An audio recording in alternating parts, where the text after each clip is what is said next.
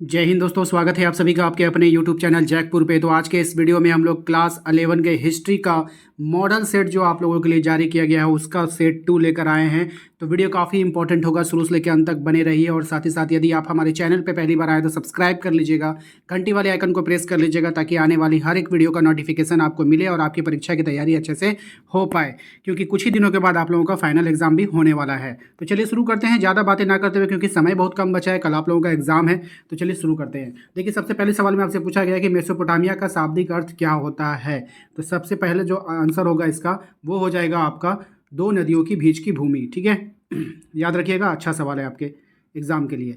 Assyria सभ्यता भारत की, Assyria सभ्यता जो है राजधानी कहाँ की थी, ये बताना है आपको। ये जो थी राजधानी कहाँ की थी, ये बेबीलोन की राजधानी थी, याद रखिएगा। नेक्स्ट है आपका सुमेर का शाब्दिक अर्थ क्या होता है। तो सुमेर का जो शाब्दिक अर्थ होता है वो होता है ईंटों से बना शहर। ठीक है। नेक्स्ट है आपका मेसोपोटामिया की सभ्यता में जो पट्टिकाएं पाई गई है उनमें किन जानवरों के चित्र की प्रधानता है। तो कौन से जानवर का चित्र वहाँ पे मिला है, तो बैल का, रोटियां का, मछलियाँ का। उनमें किन जानवरों के चित्र की जो है आपको मिला है, तो बैल, रोटियां, मछलियाँ। देखिए वैसे यहाँ पे ये नहीं होना चाहिए, ये दोनों हो रहा है, इसीलिए मजबूरी में हम लोगों को ऑप्शन डी करना होगा। ठीक है। नेक्स्ट, कुम्हार के चाक का आविष्कार किस सभ्यता की देन है। कुम्हार के चाक का जो आविष्कार है वो मेसोपोटामिया सभ्यता की देन है। ठीक है।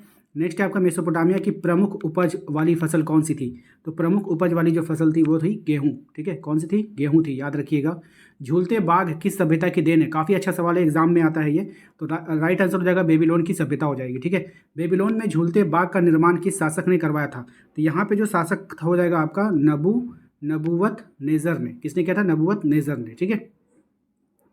किस पुस्तक से जल प्लावन की घटना आती है, किस पुस्तक से जल प्लावन की घटना आती है। तो राइट आंसर हो जाएगा बाइबल। ठीक है। मिस्र की सभ्यता का विकास किस नदी के किनारे हुआ था। तो ये जो हुआ था आपका नील नदी के किनारे हुआ था, ऑप्शन ए। ठीक है। नेक्स्ट आते हैं हम लोग अगले सवाल पे। अगला सवाल है आपका कि रोमन साम्राज्य में नाइट किन्हें कहा जाता है। तो रोमन साम्राज्य में जो नाइट कहा जाता है वो अश्वरोहियों को कहा जाता है।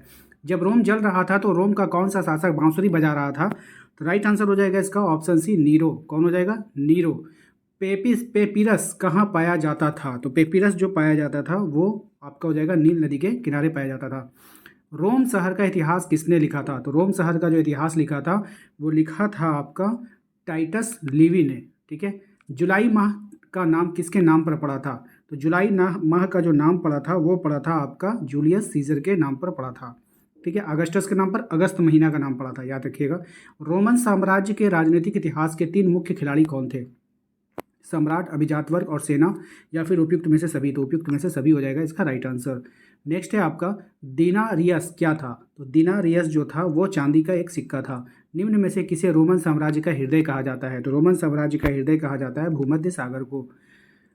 नेक्स्ट है आपका स्पेन डैश के व्यापार के लिए प्रसिद्ध था। स्पेन जो था वो जैतून के तेल वाले व्यापार के लिए प्रसिद्ध था। पेपायरस या फिर पेपिरस क्या था। तो ये जो था आपका एक पौधा था। क्या था, एक पौधा था। हजरत मोहम्मद साहब का जो जन्म हुआ था वो कब हुआ था। तो राइट आंसर हो जाएगा 570 ईस्वी में। पैगंबर मोहम्मद साहब का वास्तविक नाम क्या था। तो इनका जो वास्तविक नाम था वो था आपका हसन। ठीक है। नेक्स्ट है आपका जिम्मी किसे कहा गया है। तो जिम्मी जो कहा गया है वो कहा गया है आपका ईसाइयों और यहूदियों को। हिजरी संवत का आरंभ कब हुआ था। तो हिजरी संवत का आरंभ हुआ था 622 ईस्वी में। ठीक है। अलबरूनी ने किस पुस्तक की रचना किया था। तो अलबरूनी जो रचना कर रहे थे वो था तहकीक हिंद। नई फारसी कविता का जनक किसे माना जाता है। तो नई फारसी कविता का जो जनक माना जाता है वो रुदकी को माना जाता है। नेक्स्ट सवाल है हमारा कि निम्नलिखित में से भूगोलवत्ता कौन थे। यहाँ पर आपको भूगोलवत्ता को पहचाननी है। तो वो थे अल ख्वारिज़मी। मोहम्मद साहब की पत्नी का क्या नाम था। तो मोहम्मद साहब की जो पत्नी थी उनका नाम था अमीना। कुछ सवाल जो है आपके सेट 1 से भी रिपीट कर रहा है, तो इससे आपको घबराना नहीं और आप लोग का प्रैक्टिस होगा। किसने दूरबीन और कुतुब नुमा का आविष्कार किया था। तो किसने जो है दूरबीन और कुतुब नुमा का आविष्कार किया था। तो चीनियों ने। गजनी सल्तनत का संस्थापक कौन था। तो गजनी सल्तनत का जो संस्थापक था उसको आपका नाम बताना है। तो राइट आंसर हो जाएगा option C, Mahmud Ghaznavi. Louis 16वां के निरंकुशतम राजतंत्र को किसने संभव बनाया था। तो लुई 16वां के जो राजतंत्र था उसको संभव किसने बनाया था, आपके पास ऑप्शन है। राइट आंसर हो जाएगा रिश्लू और मेजारिन।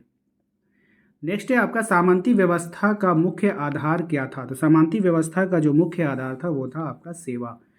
अगला सवाल है हमारा कि डॉन क्विक्सोट उपन्यास में किस वर्ग की का प्रमुखता से चित्रण किया गया है। तो कौन से वर्ग का किया गया है भाई, तो ये नाइटों का किया गया है। रोमन चर्च का प्रधान कौन था, तो रोमन चर्च का जो प्रधान था वो था आपका ऑप्शन ए पोप था। ठीक है। टाइट किस प्रकार का कर था, तो टाइट जो था वो एक प्रकार का धार्मिक कर था। क्या था, धार्मिक कर था, याद रखिएगा। नेक्स्ट है आपका धर्म सुधार आंदोलन के सर्वप्रथम प्रवर्तक कौन थे। तो धर्म सुधार आंदोलन का जो सर्वप्रथम प्रवर्तक था वो मार्टिन लूथर था। अगला सवाल देखते हैं हमारा क्या है कि धर्म सुधार आंदोलन की शुरुआत कहाँ हुई थी। तो धर्म सुधार आंदोलन की शुरुआत हुई थी आपकी जर्मनी में। सामंतीवादी अधिकृत व्यवस्था की सबसे छोटी इकाई क्या थी, तो इसकी जो सबसे छोटी इकाई थी वो थी आपकी नाइट। कौन सी थी इकाई, नाइट की इकाई थी। ठीक है। गुलाबों की लड़ाइयाँ कहाँ पे हुई थी, ठीक है, गुलाबों की जो लड़ाइयाँ थी वो आपका इंग्लैंड शहर में हुआ था। नेक्स्ट है आपका डिवाइन कॉमेडी के लेखक कौन थे। तो डिवाइन कॉमेडी के जो लेखक थे ये थे आपके शेक्सपियर। ठीक है। तो आशा करते हैं आप लोगों को आज का ये वीडियो पसंद आया होगा। वीडियो अच्छा लगा तो प्लीज़ वीडियो को लाइक कीजिए। चैनल पे पहली बार आए तो फिर से कह रहे हैं सब्सक्राइब कर लीजिए, ताकि आप लोगों के फाइनल एग्ज़ाम जो आपका आने वाला है, इसके बाद हम लोग फाइनल एग्ज़ाम की तैयारी में लग जाएंगे, तो आपकी तैयारी अच्छा से हो पाए, इसलिए आप लोग सब्सक्राइब कीजिएगा। ग्रुप को ज्वाइन करने के लिए लिंक जो है आपका डिस्क्रिप्शन में डाल दिए हैं, तो वहाँ से जा करके आप लोग ज्वाइन कर लीजिएगा। मिलते हैं अगले वीडियो में। Thank you.